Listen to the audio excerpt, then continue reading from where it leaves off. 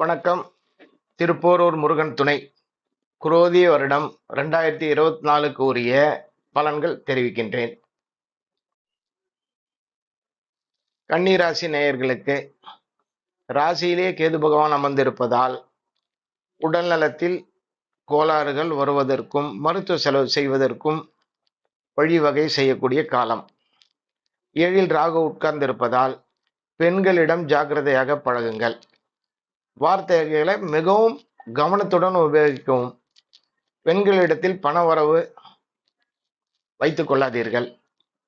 மனைவி வகையில் சிறு சிறு சச்சரவுகள் ஏற்படக்கூடிய சூழ்நிலை உருவாகிவிடும். 7ல் ராகு என்றாலே சர்பகிரகம் 7ல் உட்கார்ந்துச்சுன்னா மனசுல கஷ்டமும், பெண்களால தொல்லையும், பெண்களால வம்பு வழக்குகளும், செய்யாத தவறுக்கு தண்டனை அனுபவிக்கக்கூடிய காலமா இருக்கும். அதனால கொஞ்சம் கவனமா இருங்க. 12 ராசி நேயர்களுக்கும் பொதுவான கருத்துக்களை கூற விரும்புகிறேன். யானை உருவ பொம்மை ஜென்ம குரு இருப்பவங்களும், அஷ்டம குரு இருக்கிறவங்களும், அர்த்தாஷ்டம குரு இருக்கிறவங்களும், 4ல குரு இருக்கிறவங்களும் கனக புஷ்பராகம் போட்டுக்குங்க.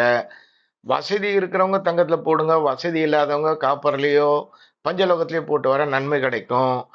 கோயில்ல போயிட்டு சிறு மரங்களை வாங்கி தானம் பண்ணுங்க. வில்வம், வன்னி, சண்முக மரங்களை வாங்கி தானம் பண்ணுங்க.